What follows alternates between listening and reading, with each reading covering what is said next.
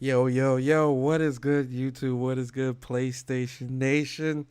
It is your boy Persona of Gaming with Persona, host of When Persona Speaks, and part host of What's Up PlayStation podcast, Saturday mornings, 11 a.m. What's good, guys, man? It's Wednesday. It's Wednesday. It's a beautiful day outside. Great day today, man. I appreciate y'all for being here, the early birds. Big shout out to Andre, Dom P, Garuda, Andrew, Dwayne, Fernando, Garuda. Who else is here? Ice Queen Gaming. Um, who else? Sam Ash, Omar, Cyber Dragon, Baruto. Appreciate all you guys for being here, you guys and girls. And this is a very special interview. Uh, this is a very special interview indeed because we've got the best bot. Because you guys know I prefer PlayStation, but we've got the best bot himself to come through to the channel to Win Persona interviews number 4. I'm really excited because I feel like this is gonna be a really, really, really great discussion, really great interview, game and talk and stuff like that. Can't wait to really pick his brain on a couple of gaming topics. And yeah, man. Without further ado, I got Kidsmoove in the building. Kidsmoove, please introduce yourself to the people. What's up, Persona? Thanks for having me. I was looking forward to doing this. But I know, our original plan was for tomorrow, but PlayStation stole a little bit of thunder, and I know you're a PlayStation guy, so I know you want to get that reaction out. Yeah. So You know, I gotta do it's the all live good. reactions. You feel me? I'm glad you was able to move your schedule around. I definitely appreciate it. No. Thank you for having me. I'm happy it worked out, and can't wait to discuss. Because I didn't get no preview questions, by the way, just to give everybody a heads up. So I can't wait to see what we talk about. Yeah. I'm looking forward to it though. Definitely. So yeah, guys in the chat, guys and girls in the chat, if you have any questions that you want to ask, like I said, throw them in the chat, and if we have time, I'll definitely ask Smoove a couple of the questions. I'm gonna say this, you know, Smoove has a persona on social media and on YouTube, and I know a lot of guys they look at him as special. All I ask is that you guys be respectful. That's all I ask. All right. But if you have questions, I'm willing to ask them. And like I said, so let's jump straight into it, right? So Smoove, I wanna start with you actually, and kind of start with how you got into YouTube, because I've known you for those that don't know, I've known Smoove for like 5 6, like I've known Smoove way back during the Bang Bang days. So me and Smoove are no strangers. Back during the Bang Bang days, it was the console war, the debates, the trolling and stuff like that. So this is nothing new. You feel me? But tell me how you kind of got your start in YouTube, and what really drove you to really want to become a content creator and really start putting out content and stuff like that. Um, It's a good question. It all kind of started. I mean, you all met me around the same time that I really got into it. It started with the release of like the Xbox One and PS4. Like I thought like I was alone in outside, because at this point high school's over, right? And like I think yeah, 2013, yeah, I was in yeah, damn, the 2013, yeah, I was actually out of college actually at this point. But had no like there was no like lunchroom moment. So I was like, who online? Like Facebook is just personal friends, So I didn't know about these Facebook groups or anything like that.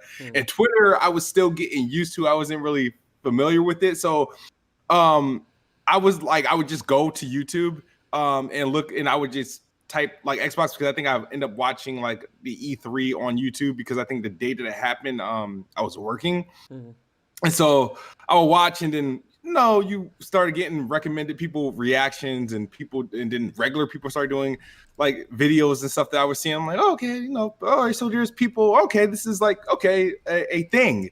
So I as an Xbox guy, as an Xbox fan, I found Zaire, because he was like the only person that seemed to be talking positive about Xbox at the time. It was like Zaire, and you have videos from like Crab Gamer, and then you had who else was there that was doing videos? I think it was the Red Dragon, maybe, or something like that. Yeah, I remember Red Dragon. It was a couple. Yeah, so I thought it was like only a handful, but I used to watch Zaire because he used to upload so frequently, and then he would go like, I don't know if he would go live or something, but he used to upload frequently, and I would sit there and I would watch, and I mean, back then I didn't know half some of the shit, like the news that they were breaking in were like bullshit for the most part. I was just wanting to hear something like good about like Xbox, because I was like, there's no way this is as bad as what everybody is saying. Because when I watched the May reveal, the May reveal was like whatever, but when I watched the E3, I thought their E3 show was bonkers. So I'm like,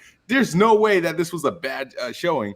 So I watched Zaire, and then me and my wife, she's my wife now, but my girlfriend at the time, I'm like, I was looking at her, I was like, babe, I can do this. I can get on YouTube and talk about games. That's all he's doing. I mean, he's not like an official licensed person. I could do this shit, right?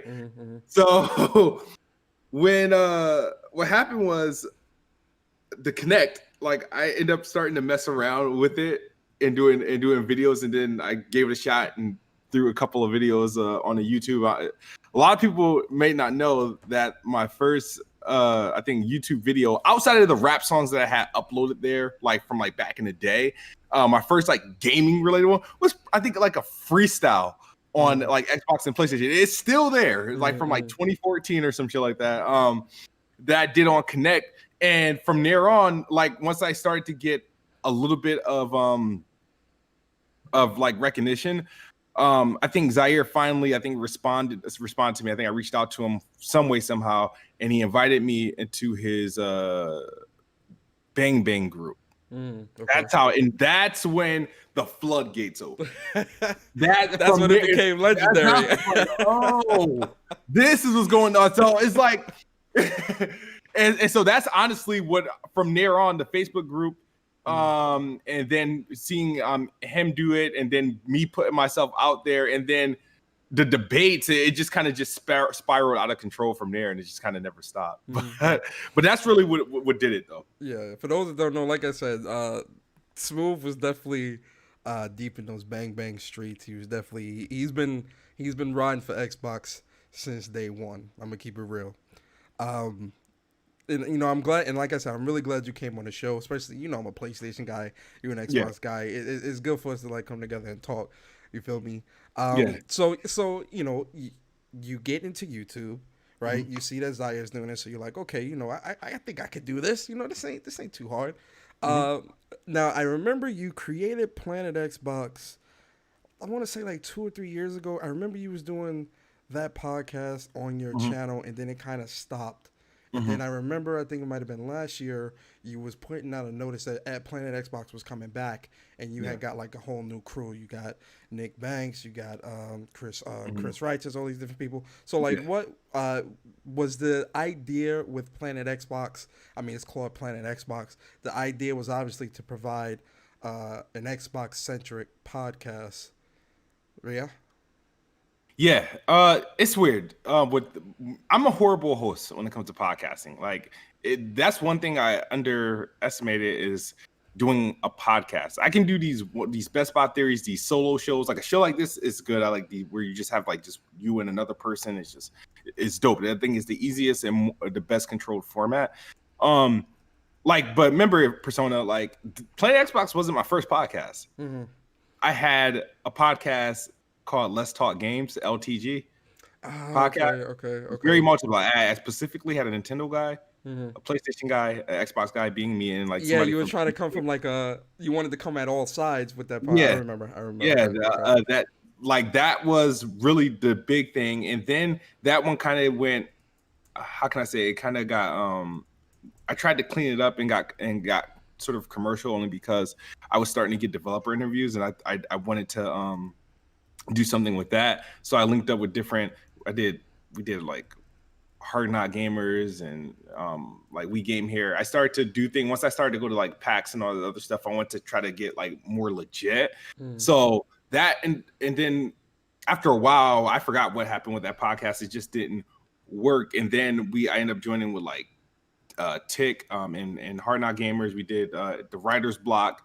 We did that for a while, but a lot of people went their separate ways. And then I kind of just created Planet Xbox. Is like now I'm not associated with anyone outside of Weapon Wheel. Like this is me. I can do whatever I want. But to get back to your question about like, you know, stopping the show for a while and then bringing it back. The first go round was cool. The core was dope. I mean, like I had Frog, I had Merc, Jez grinds my gears, and Jez I've known for a while, like just from Xbox, and I felt like he had a good voice, like a good radio voice. So I was like, dude, I got to get him on the podcast, like so with that, I think what happened with the first like round of playing Xbox, which was very good. I've had interviews there. I had the people from State of Decay, had people from who else came on? I had a couple of people from go on that show. And we had some good shows actually. What happened with that show? Personally, I was going through like quite a few different things, and I wasn't really enthused to do the shows often. So like, what happens is like sometimes I would miss a week or it'll be late, and I just didn't have the enthusiasm to do it. And then the show itself, I mean, everybody, I wasn't really feeling the show itself. I think Attic ended up like wasn't really feeling it. And you guys, I know Attic, I typically have Attic with me in most cases. He's not even on this version of playing Xbox like that anyway. But he was there. I mean, we had Jez and we had like Merc and everybody, but I felt like at some point during the first round of playing Xbox, once like things started to get in, I know Jez kind of had his change in how he felt, and he was kind of doing his like his like Xbox rants and stuff like that. Frog, he kind of holds his grudge and stuff against Xbox. I want to kill this idea though that I didn't end the podcast because these guys didn't like Xbox or anything like that. That because I wouldn't go out of my way to make sure I get some like I try to get people that I know I'm going to argue with. So what happened was I think I got I didn't have the energy to do it as often, and I got sick and tired of the podcast becoming the same thing every week. After a while, I found the podcast us having the same conversations about the same thing every week, and I was like, dude, this is just like not fun. Like, so I think at that point I wanted to take a break. So I took a break. What made you come back then? What made me come back, honestly, is just I had that time, and then I was doing. I don't know if you remember, I was doing like these intermediate, like impromptu Best Buy Theory shows where I would just invite somebody to come on, and what that did was serve as a kind of damn, what's the word I'm thinking of? It served as a test run for the panels, because everybody who is currently on the panel had appeared on my impromptu Best Buy Theory shows, like those. No, all right, I'm gonna just podcast by myself and invite somebody to join in a Discord. So that's pretty. And what happened was just timing, right? The next generation is about to roll around, and the content is going to rev up. A lot of people is going to be either doing podcasting or shows. And I was like, all right, this would be a good time to bring back Planet Xbox. I mean, you can always talk about rumors and speculation. There's always going to be news coming out over the course of the next couple of months. In other words, you try to go away, but you can't truly stay away. There's always that itch. Yeah. There's this itch. Yeah. So I was like, you know what? Let's do it. If I can, I just got to get the core. Reason why I didn't come back with the same core that I had, because I would have done the same core.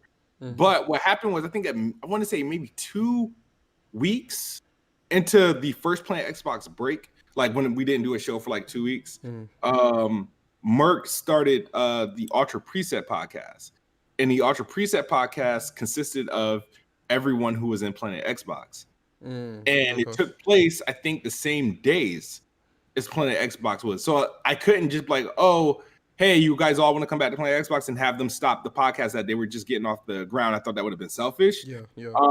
So it's like, I was like, okay, they've kind of got something, and they got the core. They got in the entire core was Planet Xbox, so I didn't know how to go about that. So I was like, all right, I think I sent everybody a DM. I was like, anybody who's interested here, I'm like, if you want, but I just sent that out there just not to ignore, like, hey, this was the podcast. So when I didn't get really a reply or like feedback from that, I was like, okay. And I just went in and just started recruiting the people that had appeared on my Best Buy Theory shows that I was doing. And yeah, it just it was 2020. New Year, we know the Xbox Series X and PlayStation 5 is coming out. You know there's gonna be, and A lot of based on news, yeah. a lot of content is Yeah. gonna generate a whole lot of new content creators, and so it was just like good timing. So I was like, all right, this is the right time to get a restart, because I even restarted the count. Like I started from one, because I already had like maybe like 40, 50 episodes prior. That's kind of how I was. I had stepped away from YouTube for like a year, and then like you always see like the news, and you always see like things that spark that you see like, yo, this would be a dope conversation. I want to talk about this. So like the itch is always there. Okay, that's what's up, man. Definitely Planet Xbox is definitely dope. Chris Wright just be that the crew you got now is definitely a very unique bunch for sure. Yeah, I don't want to make anybody sound bad, but it's a group of unknowns. Like Chris Righteous, I knew who Chris Righteous is, but I only knew him from the comment section in Twitter. Yeah. So I feel like he was loud in the comments and he came on to one of my Best Buy Theory, the challenge, whatever I was bringing to the table. And I was like, all right, this is cool. I got a coin. I think Chris was probably the first person to ask, and he wasn't even an Xbox guy. So Chris is shout out to Chris, man. I keep telling him he need to do his own podcast because he got a lot of spirit and thoughts and whatnot. Chris is a good guy, a really good guy. Okay, that's what's up. So I want to get into some of the Xbox and PlayStation. Let's get into the gaming realm a little bit, right? One thing I want to ask is, when it comes to how you act on social media, is this a persona? Is this true? And I'm seriously asking because sometimes I see it and I'm like, yo, Smoove, really? And then I'm like, is he serious? Like, is Smoove serious? So I really want to know. Like, it is how you act on Twitter. Is that a persona, or is that really you projecting? Like, look, this is how I really feel. It's a little bit of both, honestly.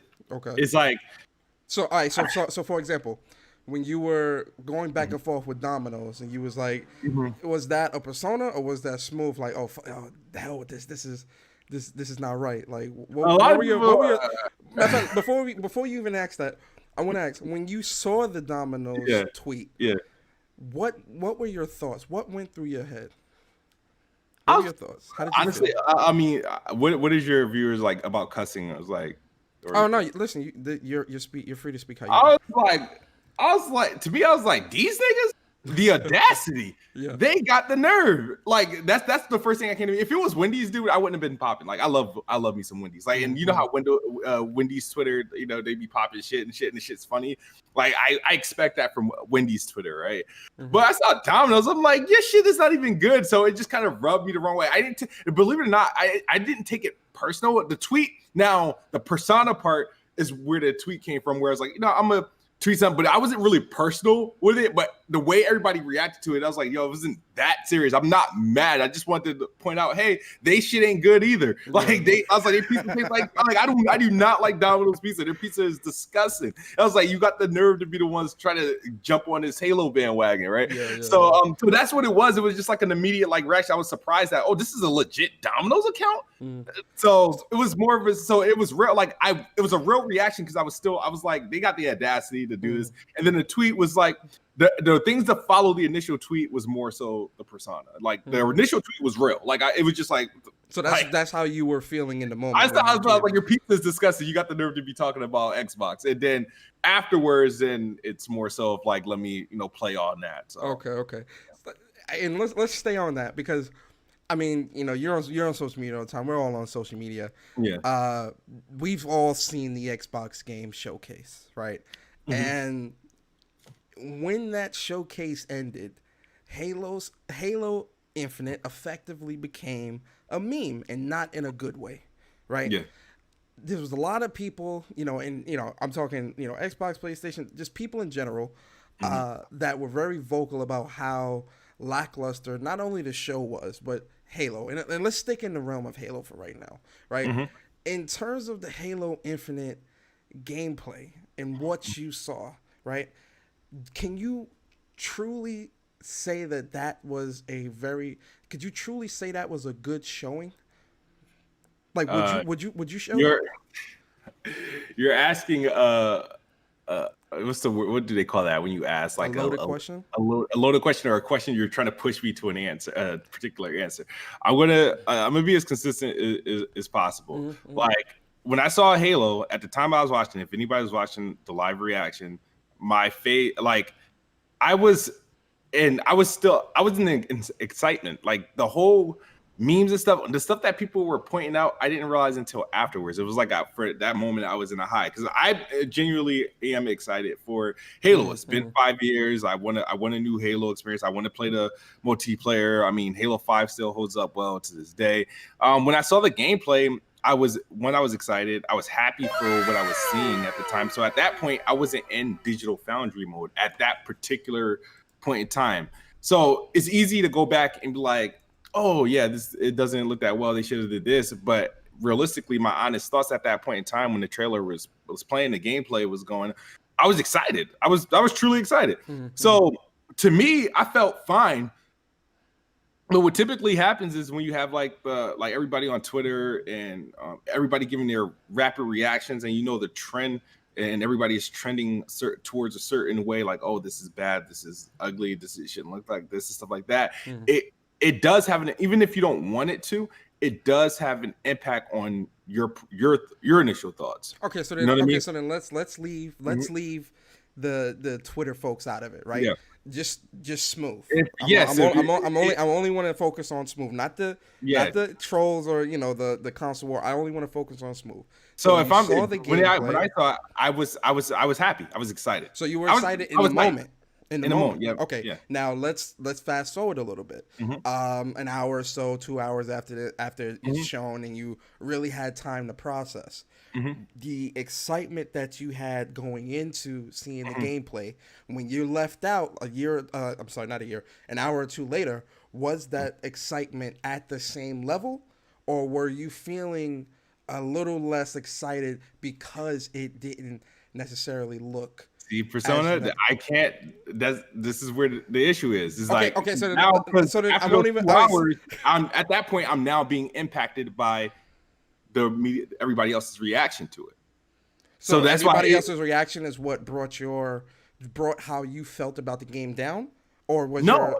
It's just that it's going to impact you a certain way to make you like the question. Well, if everybody's saying it, if this is bad, then something's got to be wrong. So you keep on watching the stuff. So I'll put it like this: Halo, my hype for Halo and my hype for the Xbox event, sure, has changed from watching the event and then 2 hours after, but my hype for Halo didn't. See, this is the thing, Smoove. Can you be hyped for the game? And I'm asking a serious question. I'm not trying to. This is a serious question. Can you be hyped for the game and still also point out the glaring issues, right? Like these aren't issues that are necessarily small. These are issues that because it's next gen, and we know that we got the guys. Hold on, we know that we have the guys in the community that are pushing specs, this, specs, that, and all these different things, right? So when you and I'm not putting the blame on you in that department. What I'm saying is when you see so many people, especially people that are very vocal in social media and on Twitter and things like that, speaking so highly of Xbox Series X and speaking about specs and 12 teraflops, 12 is graded, all these different things, right? And then out the gate we see Halo, and it's not at that level that we all expect it to be. Let's be honest here. And I'm not saying from a gameplay mechanical perspective. I'm only speaking visual, right? The game, gunplay and all that stuff, solid. I'm only speaking to the visual aspect, right? If we're speaking so much about how next gen is going to push gaming forward and next gen is going to be this, that, and the third, and then we see what Halo pushes out the gate, does that not cause for some sort of concern? No, it doesn't. Elaborate. Because personally, when I was thinking about Halo Infinite, you know how when you anticipate something, like, oh, what it's gonna look like. I've been playing Halo for a long time. I know what Halo looks like. So the thing, honestly, I was like, I don't know what do I expect Halo Infinite to be like photorealistic or anything like that. No, I expect honestly, I expected a better version visual version of another Halo game. The thing that I wanted, that I expected, obviously, is 4K, 120 frames per second. Those were the things I expecting. Like the visual when I saw Halo is like, I didn't come off disappointed. It only becomes disappointed when it's like you understand, oh, it's launching with the Xbox. Even though people keep saying it's next gen, it's not next gen. It's an Xbox One game. Well, But okay, now hold on. I now this is yeah. where, because the developers did say after the excuse me, the developers did say after the gameplay revealed that the game was being developed around around Series X. So They could say that. They could say anything in terms of like they're not gonna be like, oh, this game's gonna be mediocre because we're putting it on Xbox One. No, but the game. but Smoove, The thing about the game's been in development for what, 5 years. It was when it was first revealed. It was revealed for the Xbox One and Windows. So that was the first start, and then obviously when they announced Scarlet the year after, oh, this is gonna be a launch title for Scarlet, and then we're finally first time seeing like real gameplay for it. The stuff. Here's the thing: when we first saw the Xbox One, not Xbox One, this Xbox Series X, the first game they showed with it to pair it was Hellblade 2. So you kind of had like, okay, this is where they're going to be able to hit with visuals there. And then we had the May showcase. There were some games that looked impressive, some that didn't. And then Halo, sure, I expect it to be the best game that's gonna be on the Xbox this fall in terms of visually, I don't know how. I guess I wasn't anticipating Halo to look like. I don't know what Halo was going to look like. I mean, the Halo I got is something. Is what I guess. What I don't want to say I'm expected, but I expect Halo to look a certain way. But when you expect, like, especially with it, okay, so I have two questions, and you can answer either or, right? My first question is, okay, so you're saying that the game is being built from, it was being built on Xbox One and PC, and then Xbox Series X came into the discussion or whatever, right? Yeah, I'm sure they were targeting it, but their primary target at that point was Xbox One. It had to be. But okay, so using that logic, right? Would you then be able to agree and say that current gen consoles held back the development process of Halo Infinite looking its best on Xbox Series X? I don't know if I would say current gen. I'll say maybe 343. I mean, they're the ones who switch engines. I guess they originally wanted to do Unreal Engine and whatnot, and I'm pretty sure that would have gave a different look to it. But the thing is, I'm not going to pretend and be like, yo, I'm disappointed in the way the game looks, because I'm not. I mean, I watched the stream. It was like whatever, and then when I watched the video on demand, I still like what I see, and it's like, okay, sure, they're going to improve it. I know personally, the game's not going to change dramatically visually from what we saw to launch. Do I expect it to look better? Yeah, slightly. Do I expect like stuff to be cleaned up and polished? Yeah, I expect that, but I'm not expecting it to look like Horizon Zero Dawn 2 or anything like that. I expect it to look like. Well, no, but would it be fair to say that? Would it be fair to say that we expect it to at least look next gen, or is that not fair to say? It's fair to say. It's fair to say if that's what you expected. I'm not going to say it. Okay. Like, I know what I expected of Halo, but I can't determine like what I expect and what you expect are the same things. I expected Halo to look like Halo. Okay, so let me ask this question, because this is a good question. What are your expectations for next gen? And I'm not saying PlayStation. I only want to focus on Xbox right now. In terms of Xbox, what is your expectations going into next gen from Xbox, and the games that they produce, the quality of these games, the way they look? If the games aren't looking next gen, are you okay with that? Well, I'm not going to make that judgment based on the launch titles.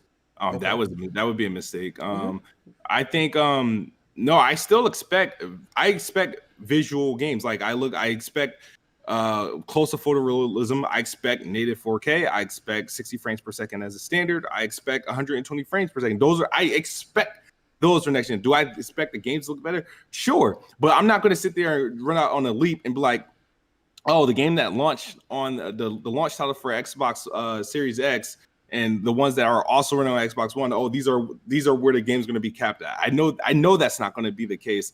Yeah, I expect certain. There's games that's going to launch on the Xbox Series X that are Series X exclusive. Is going to look 3 times better than freaking Halo Infinite. That I know.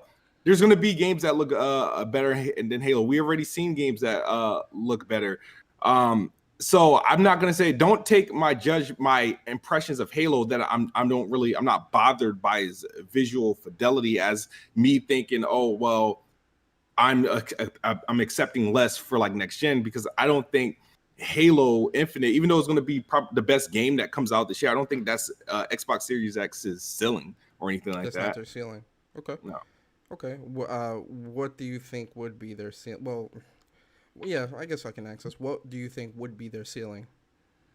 Is that too soon to ask that type of question? It's probably too soon because I think games that I feel like that Hellblade, if that's any like remotely close, if there's games going to be looking like that, like legitly in that Unreal Engine demo and stuff, if the game's going to be looking legit like that, then I would say those are closer to the like ceilings of what these games will visually look like. Okay. So you see everybody else reacting the way they're reacting to the Halo stuff, right? You said that it affected you. You seeing all of that affected you in some way, right? You're still hyped for the game though. So anything that you saw when it came to other people bashing the game, or I don't want to say bashing, but pointing out the flaws and things like that in the game. What are your thoughts on everybody else's thoughts on how they viewed the same game that we all watched? What do you think they don't know what they're talking about? Like, do they not care? Like do their opinions matter? Like, what's up? Some people's opinions matter, some don't. I think a lot of people were gonna, I feel like some people were gonna come out, dissecting the game regardless if it looked like better than what we saw or not. I feel like there's people already lined up not going to give Xbox props regardless. So I feel like I'm not going to sit there and be like, like you're wrong because I think the game looks good and you don't. No, I don't agree. I mean, I may not agree with everybody's opinion, but at the end of the day, if I think the game looks good, I think the game looks good. I'm not going to sit there and try to convince somebody that it looks better than another game. I'm not going to do that. That's impossible. So I feel like a lot of the people that have their reactions, a lot of it to me honestly is clout chasing.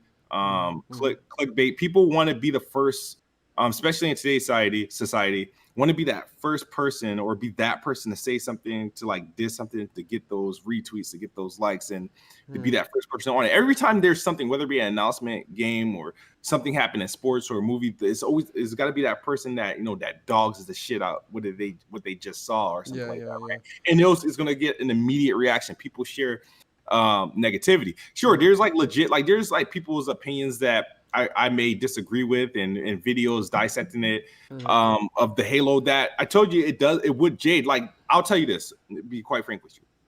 Sure, I wish the game looked several times better, like super next gen, so that these other people don't have wouldn't be able to like diss it. See, me hoping it looked a certain way wasn't really for me, but just for the reaction, so Xbox doesn't have to get, and Halo doesn't have to get all this grief and all this pressure about delivering a good game. I wish that, if the visuals look like this instead, you know what I mean, maybe they wouldn't have to worry about the meme and stuff like that. But personally, that's not me wishing that. That's me in terms of the rest of the audience. I wish they put out a better looking video or trailer so that everybody else didn't react that way. Me personally, so it doesn't. You wouldn't want them to put something. You wouldn't want them to put something better out because you want to see something better. You would want them to put something better out so that everybody else would stop complaining about Xbox. Or for Halo's sake. Or you know what I mean? Only for Halo. I know good looking games. I'm not worried about Xbox putting out quality games or good looking games, but I'm talking about for Halo, because Halo is that, obviously it's the flagship. Halo, it's the flagship. So So you like want when you want the flag, and that's what I'm saying. And I'm not trying to say that your the way you feel about it is wrong. That's not what this is. All I'm saying is in my interpretation, when you look at something that's a flagship title, right? You want the flagship title to look its best yeah, because that's the purpose of it donning the title flagship. yeah, So that's my only yeah, like thought yeah. process with it because again, it's a flagship. I mean, So hey, like that and when that you think of Xbox, you think Halo, right? When yeah. you think next gen, you think pretty graphics, really nice Mhm. presentation, better resolution, better frames, all this stuff. So that's why in my thought process and the way I'm Mhm. looking at it is, you know, we did not see that. Yeah, I But mean, and that's I 110% agree with you in terms of what should be shown on their flagship. But the thing is that I can't help. Maybe I can't help of that. I enjoyed what I saw. I can't mm-hmm, help what like maybe you didn't enjoy yeah. what you see. So when I say yeah, I wish they would have did this or they should have done this.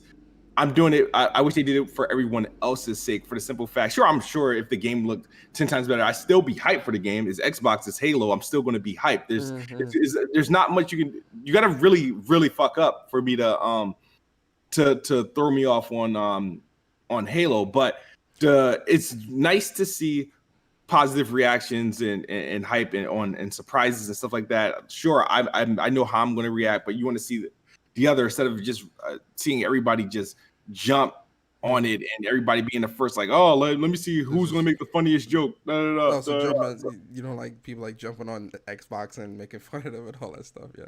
It's not even that. Some of it is self warranted, and I know, and that's why I'm always ready to like reply every time I see someone coming out of left field. Mm-hmm. But it's just more so of like the criticism that Halo is getting, and I feel like it's not even because I didn't see anything bad in the game. The gameplay looks like as best as I can, as best as it can be. Like the gameplay looks dope. I can't wait to play it. Mm-hmm. Sure, I wish it looked visually better for other people to feel like they would enjoy their presentation better. So I have a question then. In terms, okay, so and I only want to use your ideology here. So Sure. with your ideology with Halo, you feel that the game looks great the way it is, and you're satisfied, which is fine. That's perfectly Mhm. fine, right? So my question to you is, to the people that you see all over social media preaching specs, right, and going Mhm. back and forth about PlayStation, Xbox is going to be stronger than the PlayStation, and Mhm. PlayStation's not RDNA 2, and all these different things, right? Yeah. There were a lot of people that also felt it looked they were also satisfied, right? To those people that constantly preach specs, but then accept but then kind of turn a blind eye to the Halo gameplay. What do you say to them? Should they stop talking about specs? Do specs even matter anymore at this point? I hate this discussion in terms of specs. I'm not going to tell anybody to stop talking about specs because I mean maybe that's what they're into. Mm, People build up these beefy ass like PCs and put these towers together and and then they play some shit games like mm. that don't that aren't even like people are just like numbers. This people like tech. I mean, I even though I get what you're saying, like you can't be talking about specs and then be hyping games that don't even look that good or something like that. Me personally, I like that Xbox has the more powerful console for the simple fact that I lived through the 1080p era and 900p era, so Mm-hmm. it was a talking point that got shoved down our throats through these gaming groups and YouTube. It did its number, so it's like So you're happy it, to it, see. So I'm in your happy mind, you're that that's happy to not see Xbox ahead of the curve with their ahead power of of the their curve console. there. Yeah. So Okay. with the power, so I'm never going to say no to a powerful console. Obviously, do I believe like uh in developer talent and like and creativity and developers are going to be Do the you ones that bring that stuff out? Absolutely. do you Like believe that the belt? Excuse me. Do you believe that the developers should take full advantage of the console? I do. Yeah. Um, So I do. if a Yeah. developer doesn't create something that is the best that it can be on a console, Mhm. How do you what's your thoughts on that? Well, this is how I see I'm it. only talking next gen. I'm not talking this gen. I'm Yeah, talking like first next gen. party developers, like when it comes to the consoles, they gotta take they're if third party's not gonna do it because they got more things to develop for. But first party studios, it should be their duty to show Let's create the everybody best else looking games. things that this console can do that they didn't think because they had the time to focus on that particular console and whatnot. So So you think first party should definitely take first advantage party of the gotta, console's yeah, power? those are the ones, yeah, yeah, that's their Okay. job. I don't care, like I don't care if their game's gonna be on um PC and streaming. They gotta be able to Look the best. extract. Yeah, they have to have the games either looking at best or running. They have to do something to say like, hey, this is being done on like an Xbox. So Okay, okay. Something you said earlier that stood out to me when we were talking about like Xbox. You were saying that Xbox deserves more props, right? A lot of people isn't giving Xbox their props. Can mhm. you elaborate more on what props in your opinion, what props do you think that Xbox deserves that they have not gotten? um it's a lot of dude. Like, because I could talk your ears off about this because I haven't Well, like written down yeah, you my don't have notes. to go down the whole list, but like Yeah, some of the, like no, the bigger I just ones think that stand about out some to of the you. things that is done, like the convenience factor, and maybe people don't notice because they aren't they're too busy shitting on Xbox than like they're giving it a try. Here's the thing right now, right? That Mm, I think that's cool, right? mm, Like, let's say if you built like your PC, right, mm, and in 2016, like right around when the Play Anywhere initiative started, and you bought all these Xbox games, right? mm, um, or these Microsoft games that were Play Anywhere on your PC, didn't have an Xbox, right? mm, It's crazy to think, right? Let's say now the Series X is coming out, and you decided, you know what, I don't feel like upgrading this PC. I'm probably just gonna go and buy the Series X, the right? Series S or the Series X? Series X, Okay, right? okay. You buy that Series X, right? Mm. With no, say, and you didn't buy an Xbox One before it, right? But you realize you turn on that Xbox Series X. This is before you even take Game Pass into consideration, right? Mm, You already have a library mm, of games. mm. Like I like it's just I don't understand like how like that's crazy. So you think that Xbox should get more props for introducing Game Pass? Not no, I said that's before you even consider Game Pass. Okay, okay. Like Play Anywhere came out in 2016, right? Mm. Where you buy Oh, where you like can play games anywhere.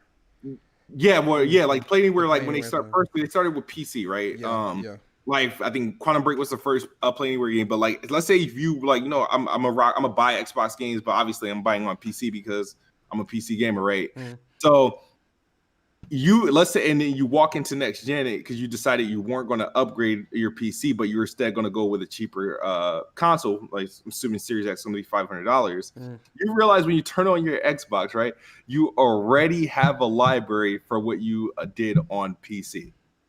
If they're Xbox games, though, If they're Xbox games, though, but that's it. Like I mean, if that's a small everybody number. fronts and say that they play their Xbox games on PC, but that it's just interesting that somebody can do that. Like I'm not gonna upgrade my PC. I'm gonna get a Series X. They turn on their sign into their Series X, and then all the games that they bought on PC are on their Xbox. So Mm, from the Xbox version, the Play Anywhere version titles of their games. Like mm. it's stuff like that.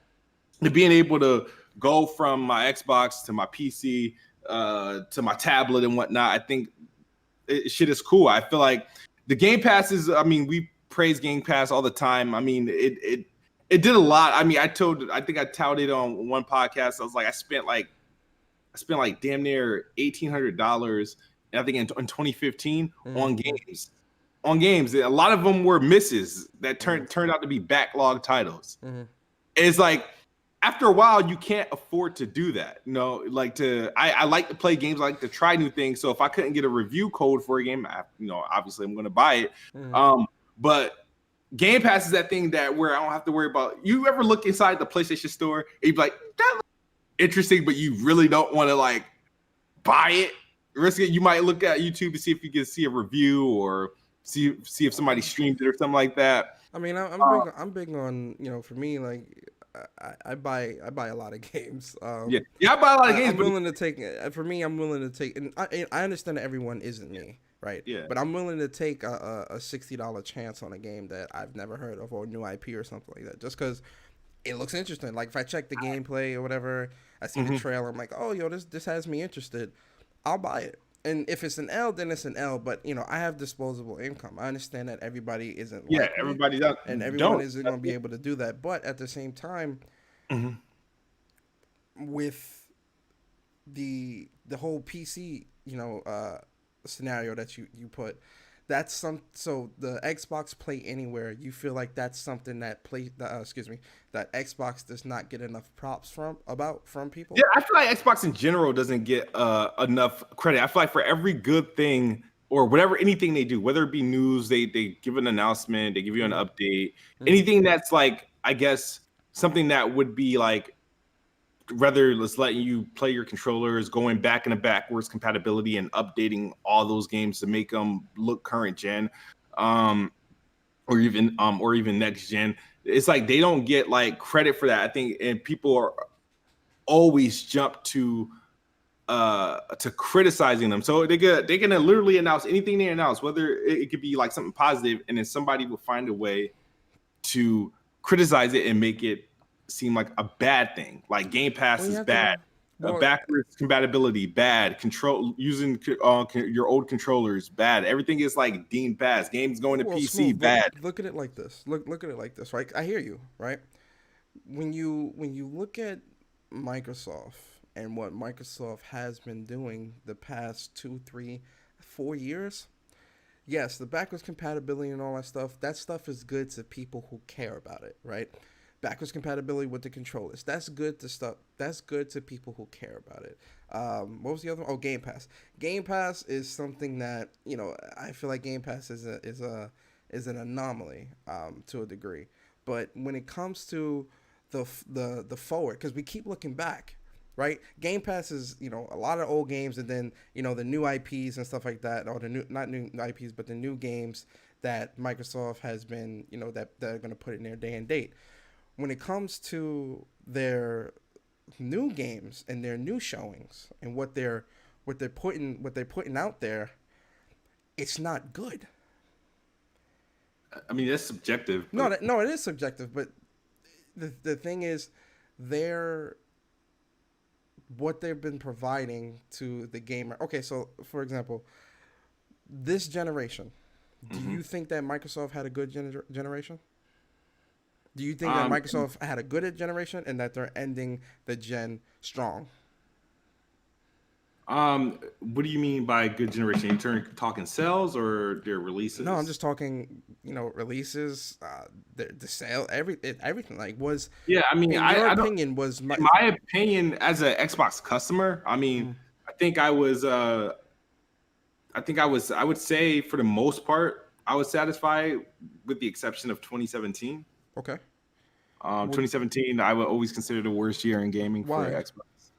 What happened? I don't There was remember the what happened in year that 2017. they literally had nothing. They released the Xbox Scorpio, the One X, but Mm, there was no game that outside of that Forza accompanied Motorsport it. 7, Mm-hmm. there was no game that came out like that year. We had PUBG, Forza, Super Lucky Cells, some bullshit. Cuphead maybe came out that year. I think Cuphead Mm-hmm. came out. Yeah, Cuphead came out that year, but there was nothing really.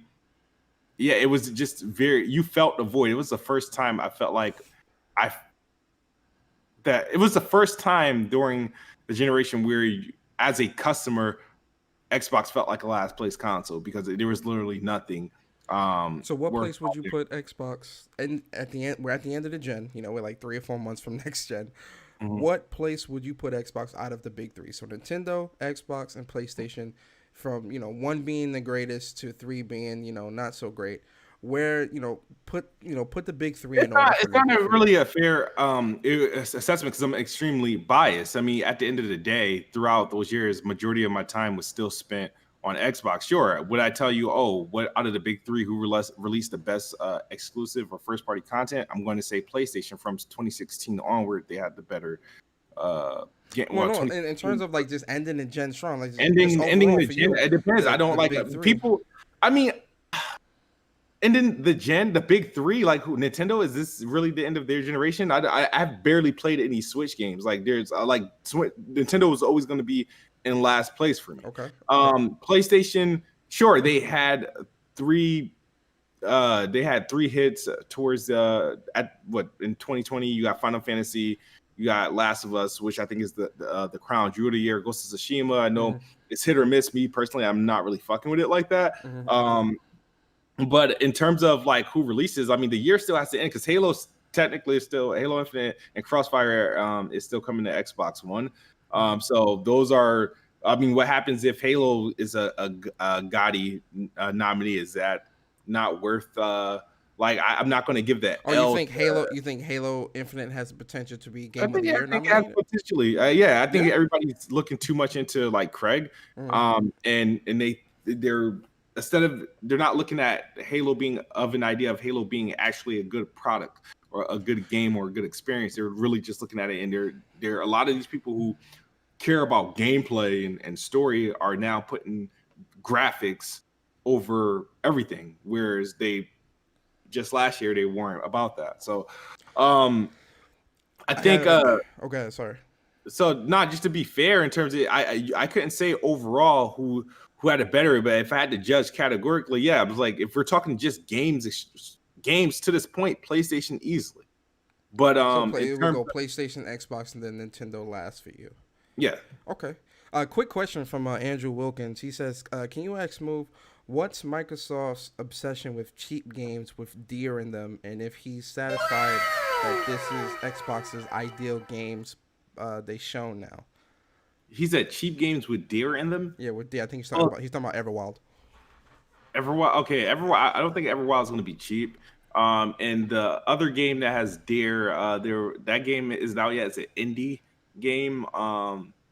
And I can't consider sure, Halo Infinite's Slip Space trailer showed a deer and the engine thing, but I don't understand. That's not gonna. I don't foresee that being cheap. But I don't know what they're doing with Everwild, but I don't see that as the Xbox template. I saw a whole lot of diversity, and in July, so I'm not. I think I'm happy where Xbox is going. If you go to Xbox.com and you click on Series X and you look at the games and the diversity and what was announced. Honestly, I don't see anything bad about it. You know what I mean? So, Vedra has a question too. Thank you, Vedra, for the super chat. He says, "So you like to see Xbox as a console brand to die in relevancy, and think everybody should enjoy Xbox games everywhere over them actually playing those games on Xbox hardware?" That's such a personally, honestly, it's a weird question. I don't care. We were just playing Halo, right? Weapon Wheel. I was playing it on PC, just stream, whatever. And next week, if we elect to do the finished Halo 3, I'll play for my Xbox. They're about to introduce crossplay on MCC. Why wasn't it there day one? I don't know, but I don't mind playing with other people when I'm playing games. I like to play with my friends. I play on Xbox because most of my friends are on Xbox. Now, some of my friends has moved, some of my friends, the people that I associate with, they've moved to PC, and most games that are on PC and Xbox that's by Xbox are crossplay. So I still get to play with them. And then soon it'll be streamed. So that doesn't bother me if so you think that games. So what are your thoughts on games being exclusive? Like exclusive games. I'll tell you this, right? Exclusive, do you think that exclusive games, and I'm talking games that can only be played on one place. You can only play it on one place. What are your thoughts on Xbox's lack of individuality in terms of the exclusive market? Does that bother you in any way? Seeing that Xbox's relevancy is diminished. It used to bother me, but then after a while, it's just I don't own Xbox. It's my thing is this is how I have to look at it, right? Okay. Sure. The idea, why did it bother me? It bothered me for the simple fact that it was an argument I couldn't make against somebody playing on PlayStation or Nintendo. That's the only thing I could think of. Because at the end of the day, outside of the argument, you don't think that exclusives are important to a console? Yeah, outside of the argument, I can't say that because obviously they are important to the console to help sell it. You know what I mean? But Xbox, they have now at this point they got so many damn avenues. They have PC, they have the console, and they now have streaming. They just signed this big deal with Samsung and Android. So it's like now at that point, it doesn't matter when you consider the avenues they have. They're not losing. And they're not, it doesn't bother them. Like, if you're gonna buy the game, oh, I'm not gonna buy an Xbox, but I'm gonna buy it here on PC. Oh, I'm not gonna buy an Xbox, but I'm gonna get a Game Pass account and play it on my tablet or my phone. It's like Xbox, that doesn't mean so. If you're saying that to me to hurt my feelings, I mean, it really wouldn't hurt my feelings at that point. It's just like, so yeah. So you think that so you don't care about the exclusive, the exclusivity. You care more about the monetary value gained from Microsoft with even if you are buying it on PC, it's still the money goes into Microsoft's pocket. I don't care how much money Microsoft makes. I would never see a cent of it. So it's not. I don't want you to think, oh, I care that Microsoft gains from somebody playing their game. I would just let you know that personally, like, could you ask, is it important for like the console for exclusives? And I'm like, now that I think about it, the way Microsoft is doing it, well, it's obviously not, because they got so many avenues. So of like getting people to play their game. So that's where I can't argue for that sake. So yes, so I have to ask you, in terms of, and I want you to really think about this question. Yeah. Do you think that if Microsoft would have kept their games exclusive to only Xbox, do you think that they would be in a better position in the industry and a better position within the community, how the community views them? And do you think they would be in a stronger position going into next gen? I'm not sure, because according to everyone else, Xbox, if you look at the Xbox games, Xbox doesn't make good games according to I remember Porter Rock saying that, people showing all those 69 scores. So being that they're those games still would have been released, they would have been Xbox only.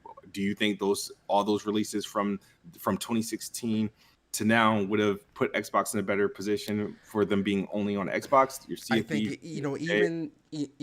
you have to own the good and the bad, right? So what I think is, even if Xbox did have those 69s, that's still a 69 that you can only get on Xbox. I think the individuality would have still been there.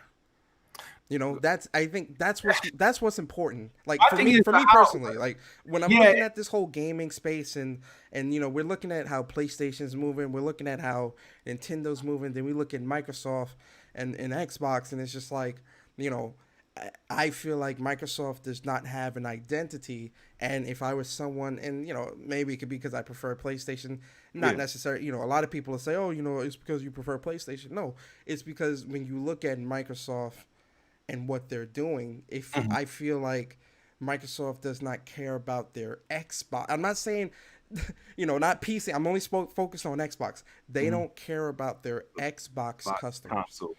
Or their customers, and I'll say the customers and the console, because if I bought an Xbox, anytime you buy anything, it's an investment. Right, and for us, we want when we buy things, we want them to feel special. We want to feel unique. Why do we own all these consoles, right? Why do we do what we do? We're talking about games and console and all that. It's the exclusives, right? And I feel like Microsoft has lost that part of themselves that made them individual and different from everybody else. Now it's just... Actually, they are different from everybody else. They're not doing the same thing PlayStation and Nintendo is doing. PlayStation and Nintendo are still doing like the old school thing. Sure, PlayStation is putting some games on PC. I don't see... This is how I look at it. It's like, how do you feel about Horizon now and Death Stranding? I'm going to be honest with you. I do not agree with anything PlayStation is doing when they're putting their exclusives on PC. It's a bad idea. If they continue to go down this road, they will end up like Xbox. And what do I mean by that? It'll be an afterthought. I have no problem saying that Horizon being on PC is bad. It's bad for gaming and it's bad for PlayStation because it opens the door to where people are like, oh, well, if Horizon is on PC, I could just not have to buy Horizon 2 because that'll be there too later. Or, oh, if you put Horizon here, then you could put Last of Us, and you could put Ghost, and you could put. It's bad because what makes PlayStation so great, right? The reason why PlayStation is so great is because of the exclusives, right? Damn the box. Damn the box. The exclusives is what keeps me on the box, right? That's what's most important. When you take away that, you take away the individuality. Why am I buying a PlayStation? Because I'm a PlayStation fanboy? Nah. I go where the games are. I go where the games are best played. If the games that are best played isn't on PlayStation, why am I here? What keeps me on PlayStation? The exclusives. You take that away, they have nothing. Now, will there be some people that will still buy a PlayStation or whatever for whatever reason? Yes, but the individuality of PlayStation is essentially tarnished if they continue to go down this path of putting games on PC. See, I don't know, man. To me, this is how I look at it. It's like after a while, like for example, people were like, bugging out when I think Sunset Overdrive made its way to PC and Ori and Cuphead going to like Switch, and now people even going out for Super Lucky's Tale, even though it's like another version of Super Lucky's Tale going to like PlayStation. The way I look at it, it's like, okay, at the time that I got these games, especially, I understand maybe people feel away day and date, but like especially ones that later go to another platform, like at that point, it really shouldn't matter. If you played it, like I played Cuphead 3 years ago, I played freaking Sunset Overdrive at lunch and all that stuff. It's like what do anyone lose if it end up going to another platform later? It Like puts what the thought in people's mind. I'll use Game Pass for an example, right? Game Pass is a perfect example. With Game Pass being out and Microsoft pushing it so aggressively, right? Yep. People are now asking, why am I buying games full price? Why spend money on games? Would you rather, if a game came out on Game Pass and was released in the store, where are you and I'm speaking to you, Smoove, where absolutely. are you most likely going to play it? I'm gonna play that bitch in Game Pass. There you go. I'm sorry. Why buy not, the game, right? Why buy yeah, the but game when here's it's the in thing. Game Pass? That's a financial decision. Like being multi-plat isn't really a financial decision. Like you said, if you have a PlayStation persona, why should it bother you? Is that game is playable on PC? Because It's not like it costs cheaper or anything like something. Sure, sometimes they have a deal, but if it's day and date, it's not going to be like it's going to be cheaper. It's just where you choose to play it. You choose to play it in front of a desk or with a mouse and keyboard, or with some problems that may occur, or do you prefer to play it on the? I'm a console gamer, so that's why it's like I don't mind playing with PC guys and people on Nintendo and playing or with PlayStation. I like consoles. The idea of consoles is just they're just nothing that beats. I don't care how big, how more expensive or how crazy capable PCs are. They're not consoles. The consoles provide something. Consoles provide the best exclusives, in my opinion. I think we both could agree there. Oh yeah, Consoles got the best games. Absolutely. But quick question by King Pro, real quick. So he asked Smoove, what's also King Pro? Thank you so much for the super chat. He says, Smoove, what's Xbox identity in your opinion? See, the thing is, Xbox's identity, like I don't know why people keep asking about this identity thing. I mean, we all obviously everybody knows Xbox has an identity. People know what Xbox is, what it is, whether they like it or hate it. I mean, Xbox is it's there. I feel like to me, Xbox is a brand, it's a platform, and it's a gaming platform that's available on my tablet, mobile, my PC, or the console itself, wherever I'm doing, whether I'm playing at home in front of a TV, home in front of a monitor, or at work on my lunch break on my phone or my tablet. It's a service. It's an Xbox, ecosystem. it's an ecosystem. It's a gaming service. Okay. That's what Xbox is. That's the best way I can. I mean, and I know people don't like that because a lot of people have an issue with this. They're still in the actual console. Everybody wants to be like, oh, my console is better than yours. My console got better games than yours. But because of the way Xbox is moving, they really can't do these fights because it doesn't allow because So it's then, go ahead. outside the box. So let's look outside the box. Okay, so Yep. Xbox games have been releasing on PC and multiple platforms for about 2 or 3 years now, right? Have the games gotten better? Have the games gotten better? Like I Yes. mean, the game when you Are we still seeing 69s? those 69 games. I mean, I don't the last 60. What was the last 60 rated game Bleeding Edge. edge? I mean, Because Ori came out, I think, after Bleeding Edge. So Ori was obviously that scored pretty good, but Bleeding Edge was the last I 69 don't game. think But then if we look last year, or the year before, 69 was Sea of Thieves, 69 was State of Decay 2. You know, after they expanded to PC, Game Pass, all your phones and all this, the game scores still stayed the same. So why is that? I Did them expanding and becoming more open platform, did that help how great their games have gotten? I don't think that changes how great the game is. It just changes the availability of the game. Like I don't think that was like, oh, let's put the games on PC and Mm. streaming to make the games better. No, it's just made the extended the availability of that game. Okay, Do I so expect their games okay, to be better? Yeah, their game's gonna be better. I don't think like I feel like people put too much stock into like what happened with CFDs, which to me I don't think is at to this day a 69 game. I don't believe State of K to this day is a 69 game. mm. Um, But now sure, this is my like thing in terms the of next that, but in go ahead. terms of moving into other platforms. If the game is not good on Xbox, does it going to another platform make it better? No, So no, the it's not a good the game. It's not a good game. so regardless of where the game is, it's still a bad game. Yeah, like I've never. Yeah, How does Microsoft fix that? they fix it by making better games. Like I said, I'm not going to sit here and assume that they're making a ton of like CFDs and State of Decay type games. I don't think Fable is going to be a 69 or Avowed is going to be a 69. I don't even think Mm-hmm. Ground is going to be a 69 or anything like that. Nah, it's. Mm-hmm. I feel like they have enough studios. They got enough diversity Mm-hmm. to put out some quality titles, and a lot of their games that are coming out, even with like freaking like Gears Tactics wasn't no 69 and it's going to be on consoles fairly soon. Tell me why, even Well, though I don't really care for where let's that stick game. on Gears Tactics for a second. Uh-huh. Um, how do you feel that that game released on PC and not on console simultaneously? Like, do you think that's fair to the I hate console it. players?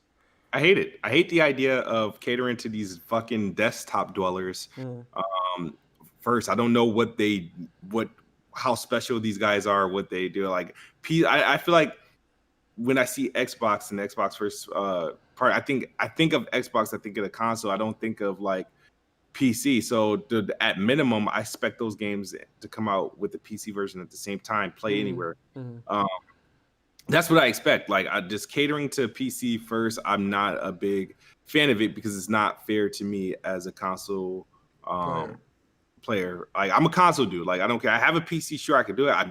I don't prefer to play my game. I prefer to play my games on console. If you provide service for that console, Mm. that's where I'm going to play it. So yeah, I'm not a fan of Flight Simulator and Gears Tactics. Going to Would you say them doing that is anti-consumer? is it anti-consumer? It's what You know, I was gonna go there, Smoove.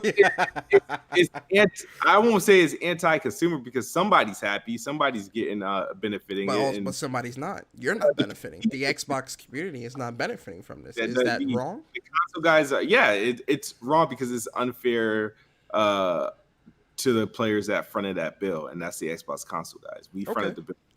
A Now lot of this. let's move into another realm. I see on Twitter, we Mhm, saw the news this week that Spider-Man was going to mhm, be exclusive to PlayStation yeah. in Marvel Avengers. I Mhm. saw your tweet where you were saying that this was wrong. You weren't going to buy the game, and this was messed up.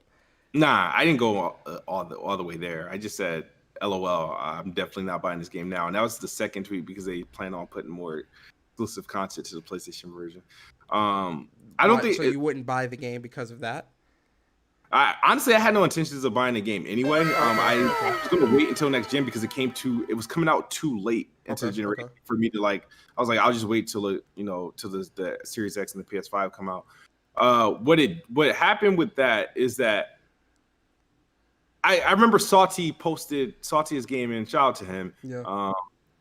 He posted a link of the rumor, and I was like, in the way I thought about it, I was like, well, technically, it really wouldn't bother me like that because I expect it only because of the way you look at Spider-Man game, and I just was under the assumption that Spider-Man the games would be exclusive to PlayStation after this whole ordeal. I just thought by default that would be the case. That's was the reason why I thought Spider-Man wouldn't appear in a game because this game was a multi-plat.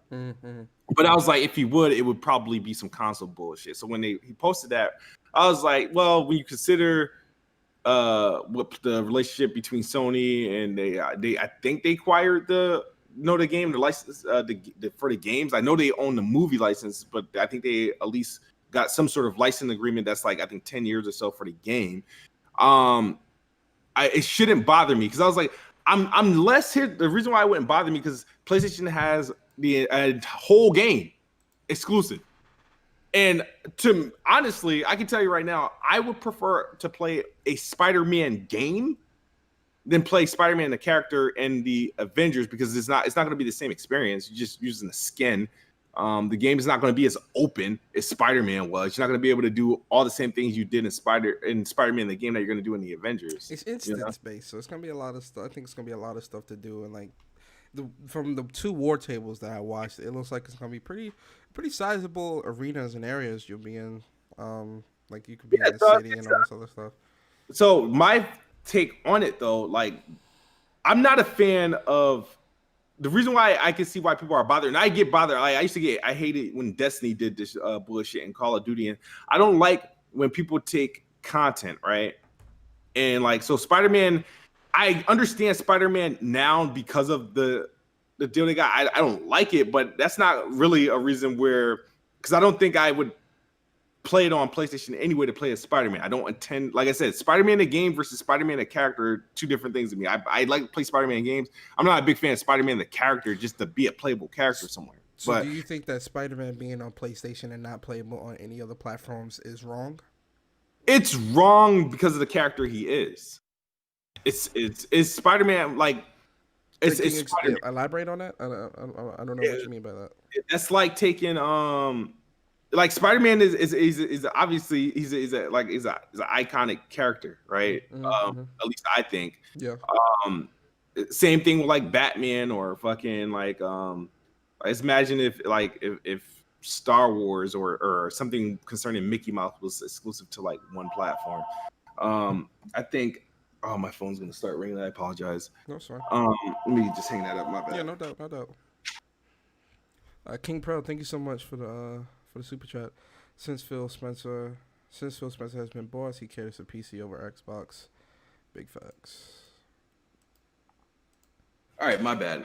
All right, so Spider-Man, I feel like a character's like that, like, it's just not right. I understand, like, for example, remember Soul Calibur? I felt like when that was exclusive Yoda and exclusive Vader. I feel like because Nintendo had an exclusive character.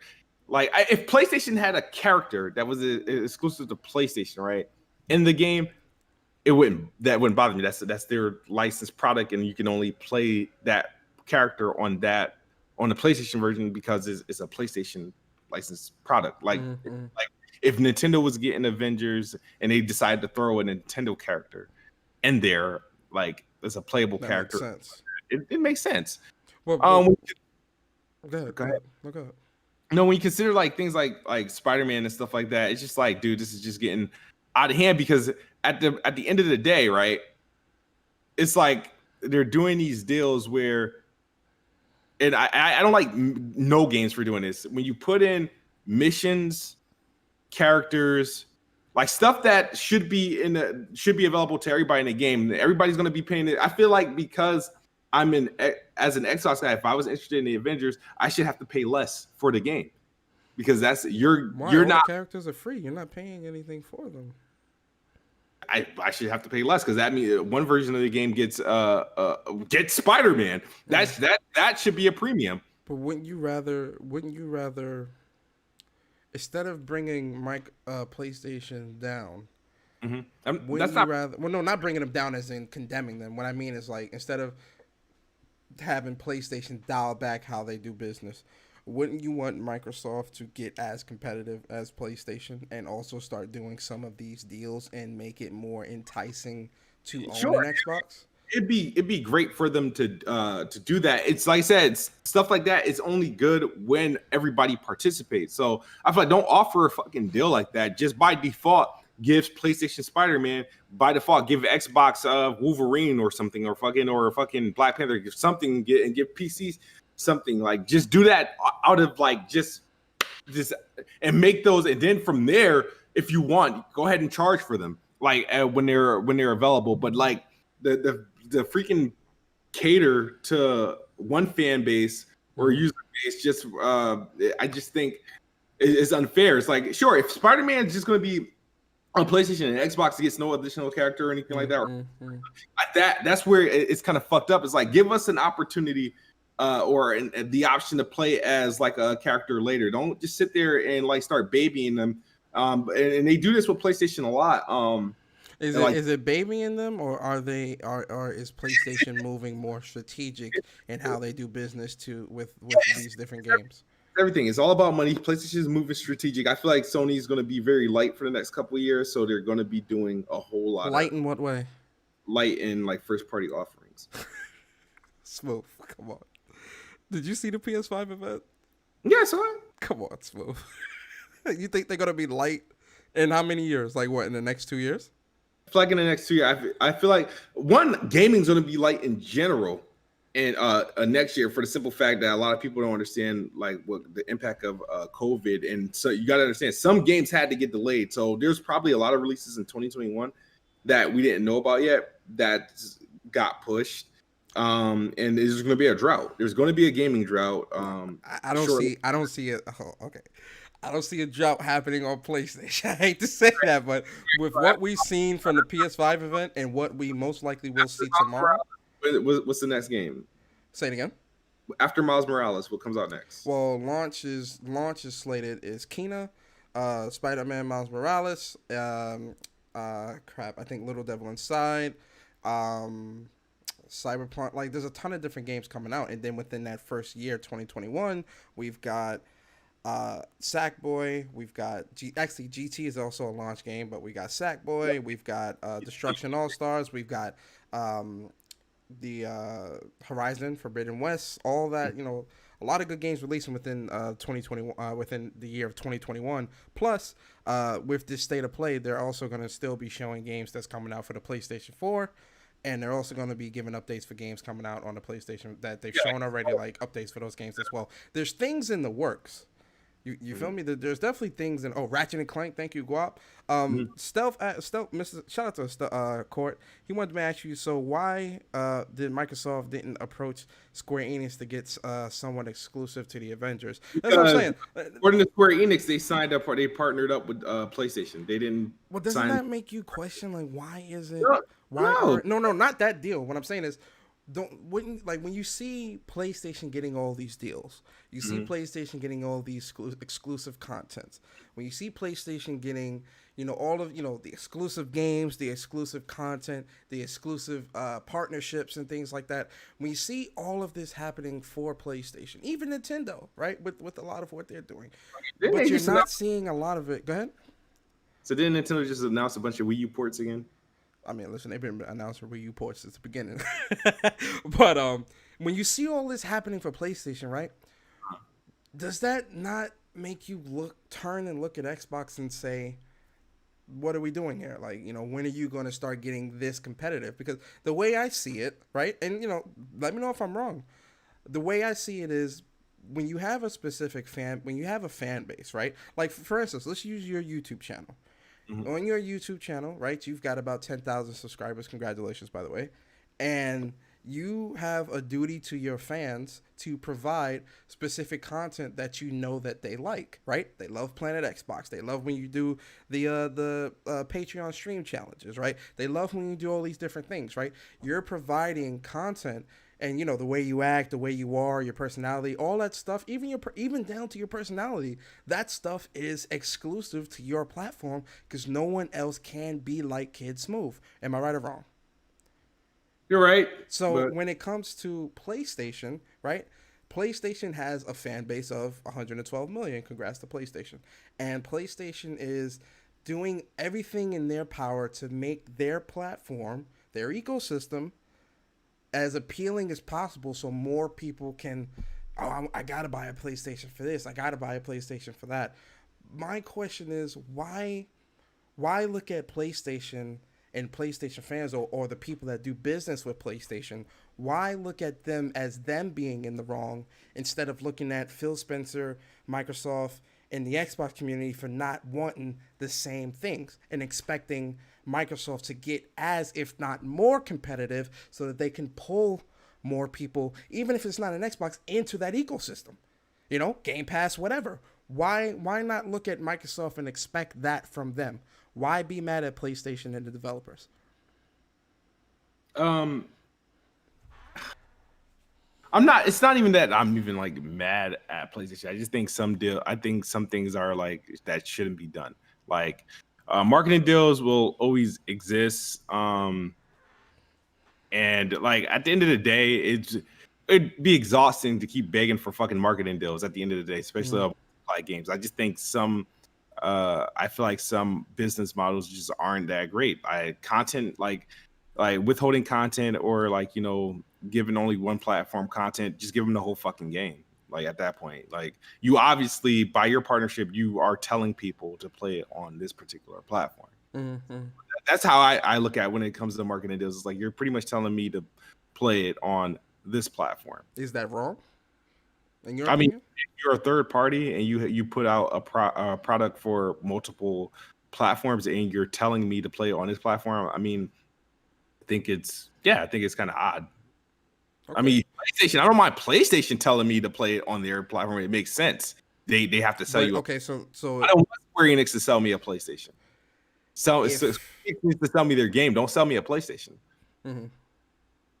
So if Spider-Man was on all platforms, would you buy the game?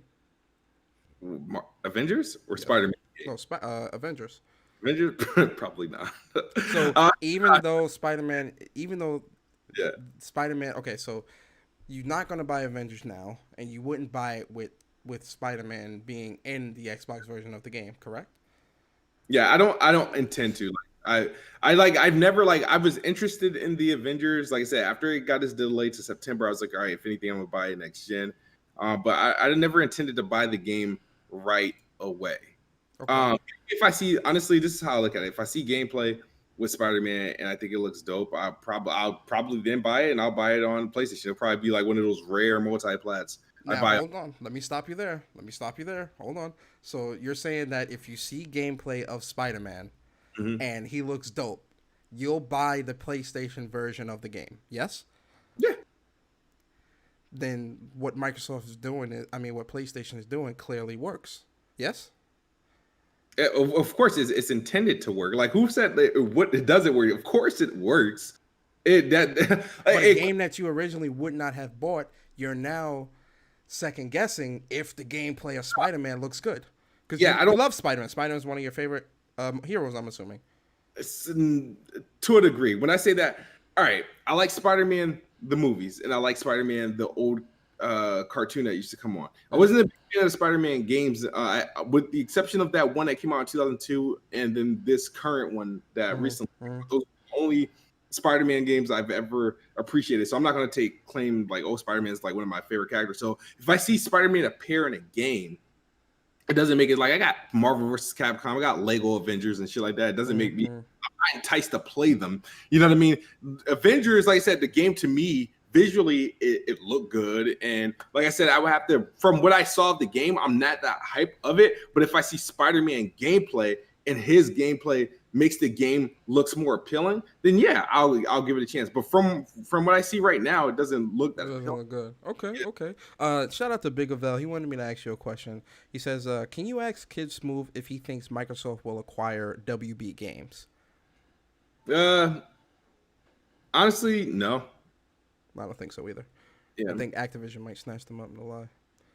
I think yeah, EA's been seeming pretty happy. I think one of those big third parties will. I mean, I would like for Xbox to do it, but King Pearl says, "Yo, Smoove is Spider-Man. If Spider-Man was exclusive to Xbox, would you buy Avengers?" would I buy Avengers if Yeah. the Spider-Man the character was exclusive to Xbox? Yeah. Um, not if Spider. I would like the thing is that's the only thing is like I wish the Xbox had a character representation in there. I said that they should have had. I said Xbox should have grabbed Hulk for exclusive. That would have been like like Green, Hulk. You got Hulk exclusive, and then Spider-Man. That'd have been dope. G Avenger though, isn't he? Like, yeah, he's one of the Avengers. Yeah.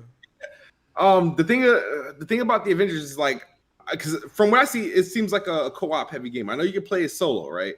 But it's a game that you play co-op. It depends on how many like how hype. See, I'm not willing to go on the bandwagon of this game just yet. I want people to dive in first, like that Rogue Company game. Like I fucking got it, but like I want to go. I want somebody else to dive in on this game first, and if it's popping, then I'll go ahead and do it. If Spider-Man was exclusive to the Xbox version, will I get the game? I don't know. Probably depends. It really all so.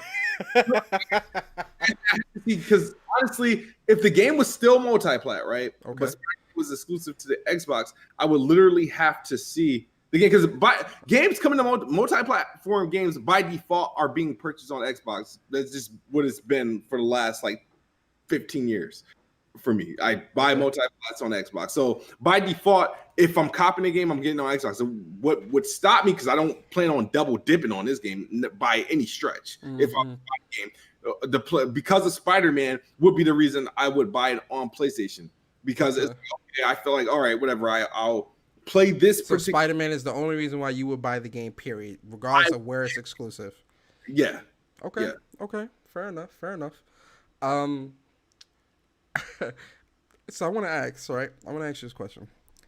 Yeah. In terms of how Microsoft and PlayStation have been doing their next gen news, their next gen reveals and talking about next gen, and this entire year moving into next gen, right? When you look at both consoles or you look at both companies, which one do you feel most confident going into next gen? I feel more confident, and it depends on what. I feel confident in Xbox. I don't. You feel more confident in Xbox than in PlayStation? Yeah, and that's not saying I'm not confident in PlayStation. I feel confident in Xbox because I know what I'm getting. They've been upfront. They've been dropping updates every week to every month. I know almost everything about the platform at this point. Okay. So, and I know on my I know I'm good. Like my library is good. My controllers are good. I know that. I even know that. Let me stop right there. I'm gonna let you finish your thought, but I have to ask you this: why is being able to play? So, when you buy your Xbox Series X, right? You open it up, you set it up. You got an Xbox Series X version of the Xbox controller, whatever, right? You open it up and set it up. Are you telling me that you are going to then go and plug in your Xbox One X controller to play the games? To play the Xbox Series, because the only thing with the PlayStation 4's DualShock controller only will work with PlayStation 4 games on the PS5. Yeah. A lot of the games that are being developed on PS5, it requires the DualSense, which does come in the box. So why is that such a big deal to you? I'm curious. Can you elaborate? I thought because of the state of like gaming that we're at and where we are with technology, it's just a lot of things are, to me, I feel like should be a given this generation. And what's a given is compatibility. Like, for example, I've been said, I was like, yo, this is before the talks of PS5 and Xbox Series X. Like, I'm like, yo, next gen, I expect all my games to work out of the box. Like, so I'm buying all these games digital, they better be by default as soon as I turn on my Xbox, I'd be able to play them. Just if these launch games are lacking, I better be able to play my other games like out of the back. No, I don't have to. You'll have your PS4 controller, so you No, no, you I'm just wouldn't saying be. in general, like more so of compatibility, right? For example, you Well, you asked can me, use the PS5 controller on PlayStation 4 games. yeah, What it's they're fine. saying is if you want to use a DualShock 4 on a PS5, it's Yeah, only going to work with the PS4 games. I don't anticipate. Here's the reason why. Here's the thing, right? Chances are I'm gonna keep a PlayStation around, right? Um, and sometimes my kids play on my consoles, whether it be the Xbox or PlayStation. I don't see myself buying multiple DualSense controllers. I see myself keeping the one in the box. And if I wanted to play a game with my son, he has a PlayStation. Normally, he would play on the. I would have him play on the DualShock, like with Xbox. I'm not giving him my Series X controller. He How can many? bring the Xbox One controller. Okay, so I'm curious. How Yeah. many Xbox One controllers do you have? Me? Yeah. I have two elites. I have the Cyberpunk controller. I have a blue controller, and then I have my standard white controller that came with my white Xbox One X. So I So have five. why? So okay, so you have about maybe 6 or 7 Xbox One controllers. Why wouldn't you be willing to buy a second DualSense controller to play with your son? Because I have a controller that should work here already.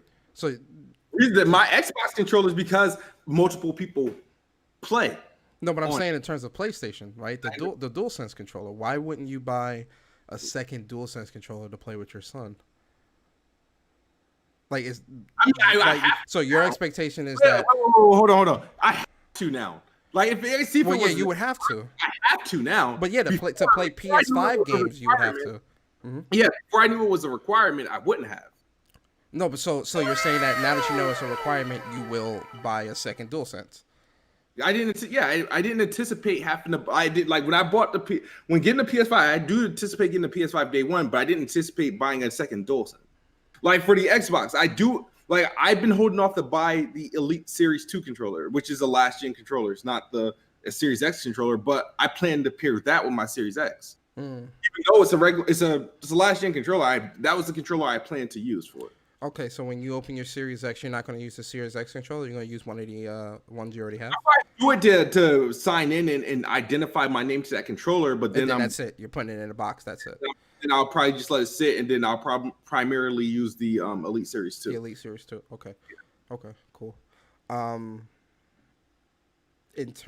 So back to so you're saying that the Xbox is doing more in terms of going into next gen with providing you more news, more information, and stuff like that. Remember, you're asking this to an Xbox customer. Yeah. Listen, I like to hear different differences of opinions. That's what I'm asking. So in terms of PlayStation, I'm guessing PlayStation has not done nearly enough to entice you to want to pick up a PS5. What more would they need to do to entice you? Well, I wouldn't say that because by default given what they've done with the PlayStation 4, by default I'm getting the PS5. So they don't have to do anything because the person I am. I'm a gamer. They don't have to really do much to entice me to buy it. They just have to announce it. I just feel like I prefer the information that Xbox give me. I feel like with PlayStation, it's like I either have to rely on rumors and then wait for them to go ahead and announce things. I don't like the PlayStation approach of doing like telling us about their system. I'm at this point as of August 5th, 2020. We still don't know the price or release date of any of these consoles, which has me strongly disappointed. It bothers. Wouldn't that be a strike on? That's a strike on both consoles. That's what you're saying. Strike on both, but like outside. So let's do a list. So one, we don't know the price and we don't have pre-orders yet for either consoles. That's a strike. What is some, give me like one or two more things that PlayStation isn't doing that Xbox is doing. I don't know out of the box what like for example, I tried not to buy games digital on a PS4 because I don't know how their compatibility thing was, but I do have a handful of them that are digital. Like I want to know what PlayStation games, what the PS5 is going to do to my legacy titles. Like how is Last of Us going to, like, are they going to be enhancing that thing, or same thing with Ghost or Days Gone, which could could use a PS5 boost or something like that. Maybe that would make me play it more. Okay. Like so things with my existing titles. Well, PlayStation did confirm that all 4,000 of the PlayStation titles will be playable on the PS5. I want to make sure are they going to be getting like upgrades? So you're telling me that when you buy your Series X, you're going to play absolutely Xbox One games? I already know exactly. Not the first game I'm playing on my Xbox, honestly, no, would be Halo Infinite and Assassin's Creed Odyssey. But after that, I already know exactly what games I'm revisiting. I'm jumping back on Gears 5. I'm jumping back on Forza Horizon, and I'm giving Ori another try. Probably won't beat it, but I'm giving it another try. Okay. What's a third thing? No, I mean it's just that I know there's a lot of details about Xbox, about the Series X that I know up until this point, and there's a lot of details I don't know about PlayStation. Sure, have we seen gameplay running on the Series X yet? We saw the only real gameplay running on the Series X that we've seen so far was Gears 5. So we haven't seen any next gen games working on the Series X yet. Series X, but honestly, wouldn't that be a red flag for you? No, it's not a red flag because the way that all their games are on PC, and they're between the Series X and the PC. A lot of these games are sharing like the same settings, so I don't even think it bothers them because the consoles and PCs aren't too far apart from each other now. To the point, I don't think that's a big deal. I mean, honestly, personally, yeah, sure. Like, I mean, at the end of the day, if they showed you Halo, right, running on the Xbox, but you knew it was running on the Xbox, I mean, would that have changed your opinion on it?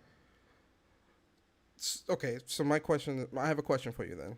Yeah. Would you buy a car that you saw somebody else driving?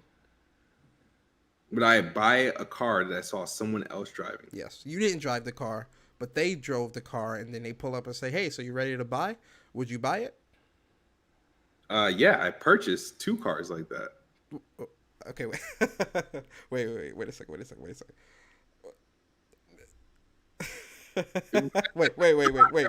Smoove, wait.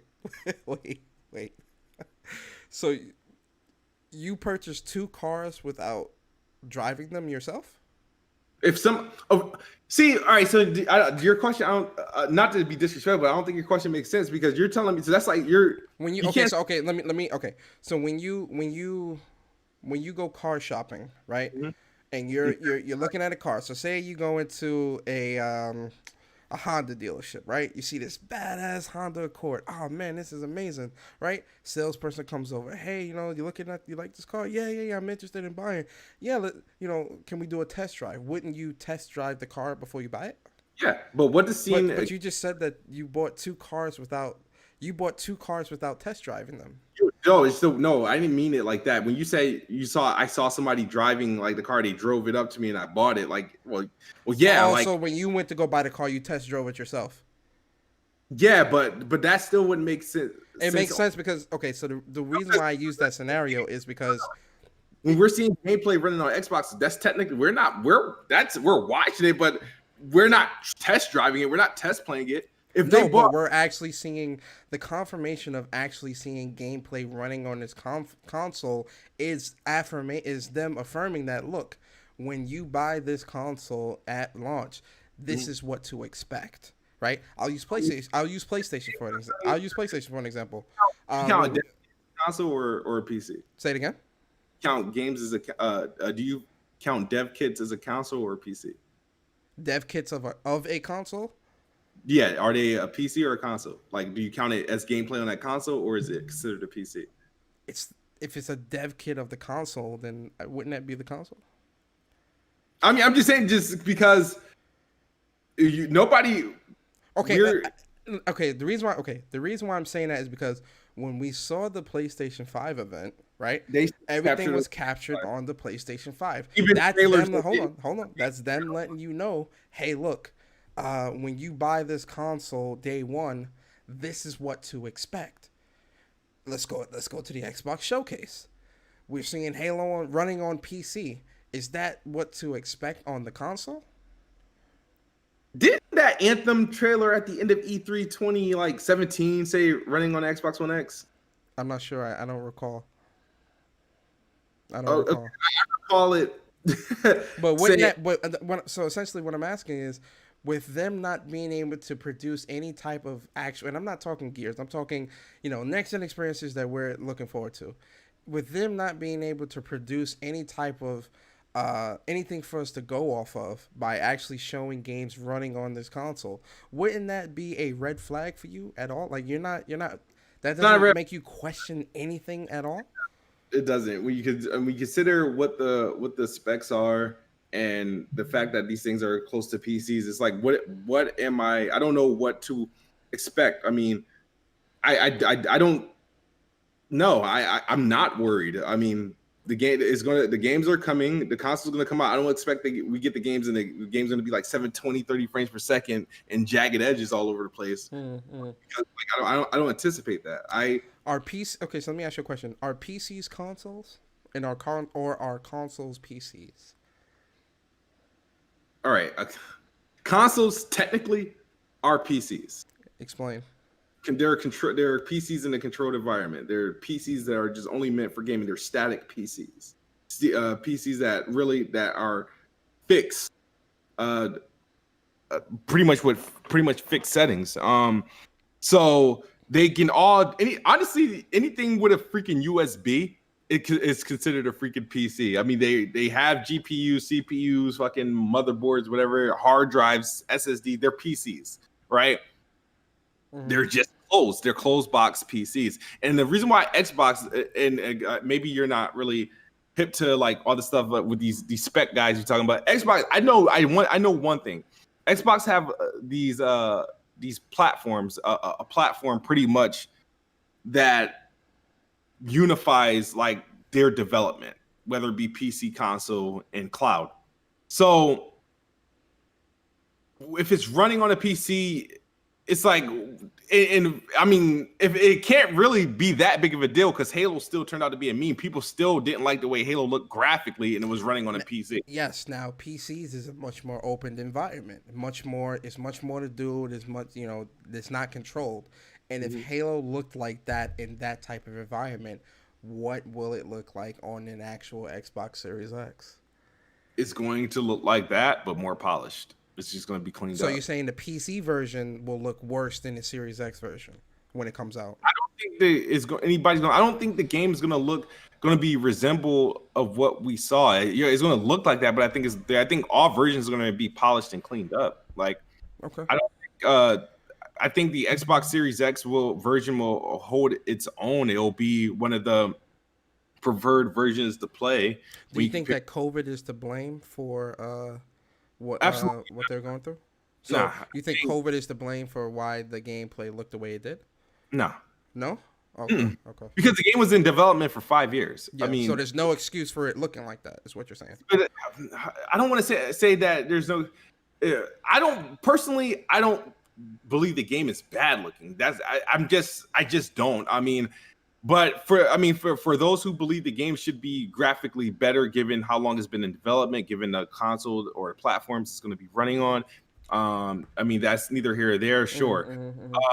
I don't think COVID. I think the only thing the COVID has probably impacted is it impacted some things, but in terms of, you would think at this stage in development, a lot of the like your visual decisions and stuff like that would be kind of already like locked. So you're saying so essentially what you're saying is Halo being shown in the state that it was is inexcusable, even though they're trying to blame COVID for it. There's no excuse for it looking like that. Yeah. No, I'm not saying that because I'm asking. I don't want to put words in your mouth. That's why I want you to be clear. Because from what I know, they intended to show that same demo at E3 if we would have had an E3. Now, however, would that demo ran and look and probably look paid better? Probably, because they would have had like these usually during, and I'm pretty sure like when they're repping up trailers and shit for E3, they have time to clean shit up and get things like to what they wanted, and you got to assume they would have had that time. So whatever, I'm pretty sure their work, their production was compromised between because of COVID. February and now. And Because of because COVID. I'm not saying that if the game turns out to be shit, it's because of COVID. It's because of that. Well, no, I'm saying their development process between February and when they shown it was disrupted. You're blaming that on COVID. Yeah. Okay. But that's for every developer. Okay, so explain PlayStation showings. Why didn't they?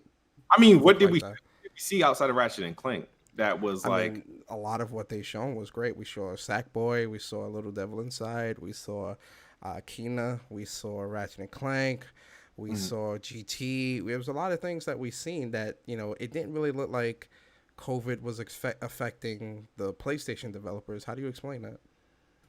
One, I'm not buying the idea that that's all like. Well, I'm not denying that the games will look good. The games are going to look good. So even if PlayStation shows something that's not quite actually real, I don't buy that it won't look like that. So, Ratchet and Clank.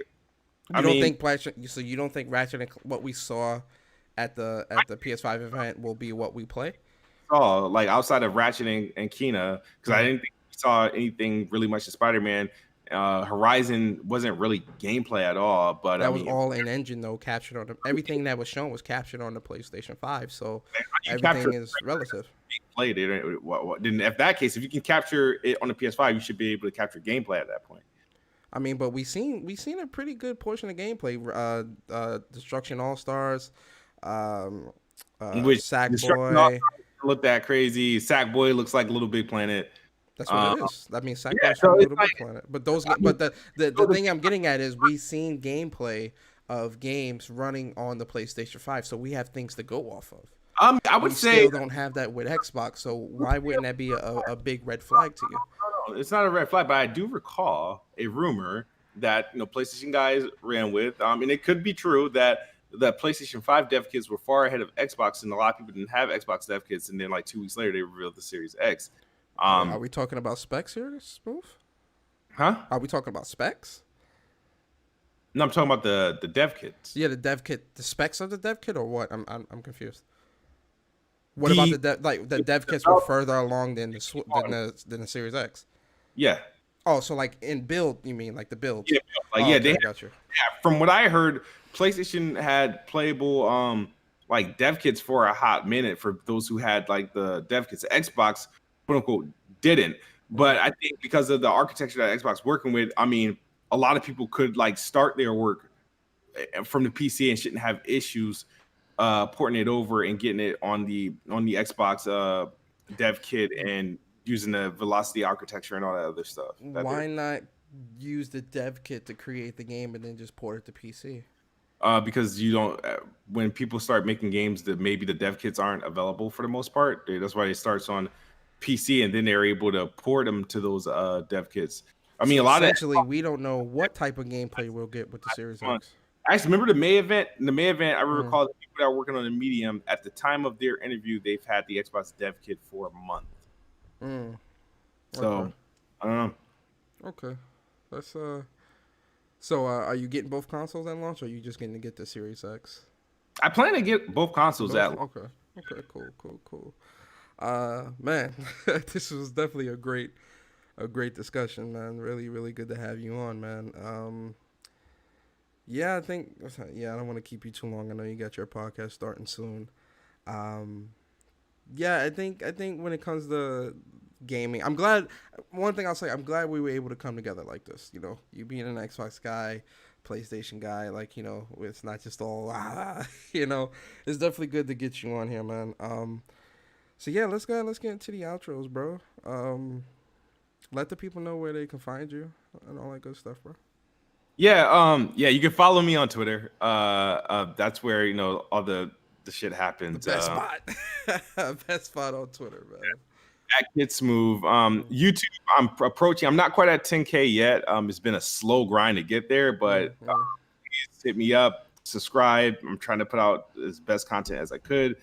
Trying to support everybody, even if I don't disagree with people. I'm just trying to make sure, support the people that that I feel like it needs to be supported. There's a lot of us out here on YouTube, and I think we have a lot of charisma, a lot of talent. Yeah. One Be last nice. question I want to ask you too. Actually, I'm sorry. Oh, From a Xbox perspective, what are your thoughts on the PlayStation community? I think the PlayStation community is like the most toxic community. Not No, listen. Be honest. I want you to be brutally honest because the I'm thing about curious. the PlayStation community is like, here's the thing, like, and it's so weird because people think I have this dislike for PlayStation. Mhm. PlayStation itself, the brand, isn't my problem, and it never has. It's Mhm. always been the fan base. I think I don't know if it's whether the diehard PlayStation guys or is it the anti Xbox guys or Mhm. like the fake neutrals. It's just like I feel like I've never been in I think this is the first time like PlayStation like fans are like kind of like sore winners. Like you'll have everything, but they'll have like the most problems. Like they have a problem with everything. You Mhm. guys have Mhm. best selling consoles, you got the best rated games. Like, what is your problem? What is your problem at this point? Like, you know Mhm. what I mean? It's like why are you still like what do you want? What else do you want? Do you Mhm. just want Xbox to cease to exist? So it's hard to really like honestly have like any sort of discussion outside of you, Persona, but Yeah. Yeah. Yeah. discussion with like these trolls or people on Twitter because they're stuck in like this mental like lapse that I don't think they're going to be able to escape from, Mhm. and I don't think it's healthy, but like the PlayStation, like the people that I come across or have to deal with, I think they're probably and I hate that it sounds like I'm generalizing, but they're the most hypocritical. They're hypocrites to the max. You think And PlayStation fans are the most hypocritical? they're most Give an example. give an example, Yeah. right? Mhm. Oh damn, bro. When it came to the PlayStation 5 supposedly being 13 teraflops or being the most powerful, Mhm. people that suddenly cared about power. It's just like fuck the argument. What they were saying, it's not about power, it's about games. They cared about power. Then when that was debunked, they had to literally talk about this SSD as if it's replacing the GPU in these consoles. So they went on and hyped that up. They also go about all these the way that they talk about exclusives and PC and the games being devalued just to watch their games. Some of their games do the same thing, Mhm. whether it be first party or second party games Mhm. going to PC and all this other stuff. It's just like there's got to be a level of consistency, and I'm not here to put rules on fanboying and stuff because I'm a fanboy.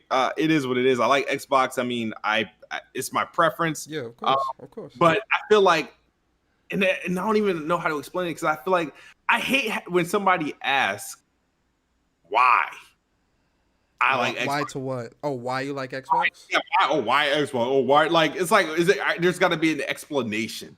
Why? Mm-hmm. Why is it got to be a problem that I enjoy Xbox? Like why can't me playing PlayStation exclusive on PlayStation be enough?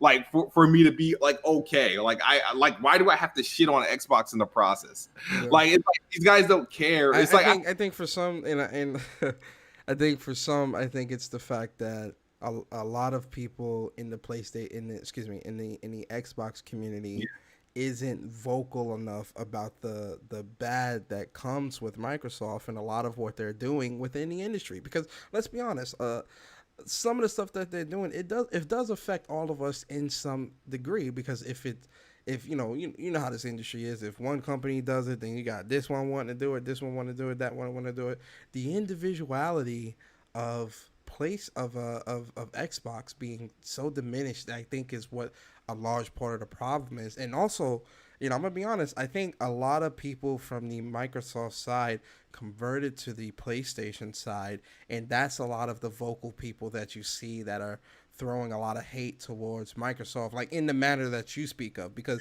we did get a lot of Xbox people that converted to PlayStation and suddenly was just hating on Xbox. Like, I don't want them guys to come back. Like can't come back home. That's what they say. but that's what I'm saying though. With a lot of those guys that did convert to PlayStation, because let's be real, PlayStation is the cream of the crop right now, right? They're like looking at Xbox and they're like, oh, you're not providing anything to me, so blah. You get what I mean? here's how I look at it, right? Because if it's that, it's like okay, you moved on to PlayStation. PlayStation's giving you everything you ever wanted. Great, that's awesome. So why is the problem? Because for example, right, I'm not like I used to be a Nintendo fan. Used to be a Nintendo fan. But even now, like people still love Nintendo. They love their games. But personally, I feel like I've grown so past Nintendo that they can't release anything to intrigue me anymore. I'm just not interested in whether I don't like what they resorted to. I don't like how they, prioritize handhelds over traditional consoles and all this other crap, and how they didn't get with the times with online and all that stuff. But the thing is, I don't really feel the need. Like the jabs I throw out in there, it's not like it would never be the same jabs that I throw out the PlayStation. But I don't really feel the need to care what happens with like Nintendo in terms of what they're selling or not selling, what's games are bad or not. It just doesn't come. It's like even though I even have a Switch Lite right next to me, it just doesn't. I guess I don't care about it. I just don't care about the platform like that. So it's like, so I'm not fighting with Nintendo fans all day and night because I have nothing to gain from them. Whether the Nintendo loses an MPD or a game flops or it sells or it does what it just, for some reason I have no care with it. Like my thing is, if people really have gotten past, like, what is their beef? If your platform, like I'm content on Xbox, and if I was a PlayStation guy, I would probably super content, right? But my thing is, if you're truly like you're a PlayStation fan, you're happy, then what is your beef with Xbox? Do you still feel threatened? Like, do you feel PlayStation is threatened, like for it to be like where you feel like you have to like go at them at this rate? Because Xbox clear is it's last place. Their games aren't like being rated as good. They're not selling as good. So everything a PlayStation fan could want in this console war, they got, but it's not enough. What do like? That's what I don't get. It's like, bro, you guys are like the worst winners in history. Like, okay, I mean, listen, that's fair enough, man. I respect it. I respect it. But yeah, man, Kidsmoove, man, came through. Really great interview, man. Really great sit down with you, man. It was fun. No, I appreciate it. So you guys can support Kidsmoove below. The link to his YouTube is in the description. The link to his Twitter is also in the description. Listen, Smoove be funny, man. Like I like Smoove, man. Like I said, I know Smoove for a really long time. He's funny. He be saying some wild shit, and I just be like, "Yo, Smoove, what are you talking about?" But I'm just glad that two people from two different sides, Xbox, PlayStation, able to come together and have a conversation. It's really great. Anything else you want to say before we get up out of here, Smoove? No, man, thank you for having me. This was good. This was dope. I'm gonna try to do playing Xbox. I'm so big. I'm like playing Xbox is like at 8:30. I'm gonna have like Cope Boy J pretty much take over because I got so much like packing to do. But you guys can check out playing Xboxes every Wednesday between 8:15 and 8:30 starting time. That's every Wednesday. And check out the channel, try to help me get to 10K. Follow me on Twitter. And yeah, man, I'm looking forward to the What's Up PlayStation podcast. Definitely, man. Thank you so much, bro. Guys in the stream, guys and girls in the stream, I really thank you guys for coming through. I really appreciate you guys for being here. The support was so real tonight. Thank you guys. I hope you guys enjoyed this interview I had with Kidsmoove. I hope you guys are enjoying these interviews I'm having. Period. Definitely let me know in the description, in the comments. Let me know if you guys like these interviews, if you like the format, if you want me to keep doing these.